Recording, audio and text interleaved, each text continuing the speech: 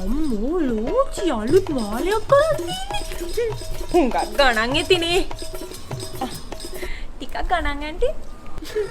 ඔයාට ඉතින් ජීවිත කාලෙටම දාගෙන ඉන්න පුළුවන් වෙයි.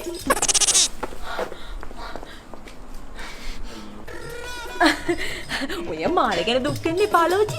ඔය මාළේට වැඩි වටින මේ පිටි පෙට්ටිය මේ ඉතුරුනේ.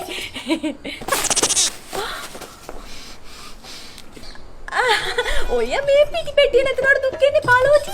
මේ ඔයා අනේ මේ ඇන්ටි මට මේ නැති වෙච්ච ඒවා හොඳටම ඇති.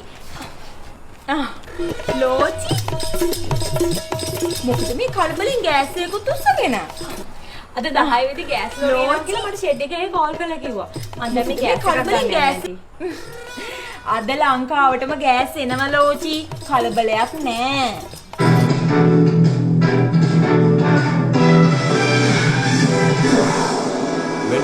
විශේෂ පොතක් අද දින ගෑස් බෙදා හැරීම සිදු නොකරන බවට ගෑස් සමාගම විසින් මහ ජනතාවට දන්වා සිටි එම පොත නැවතත් අද දින ගෑස් බෙදා ගෑස් නැති වුණාට මොකද ලෝචි?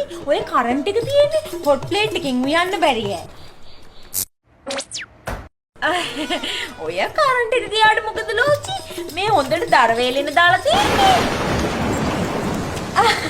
ඔය දරවත් එමුණාට මොකද ලෝචි?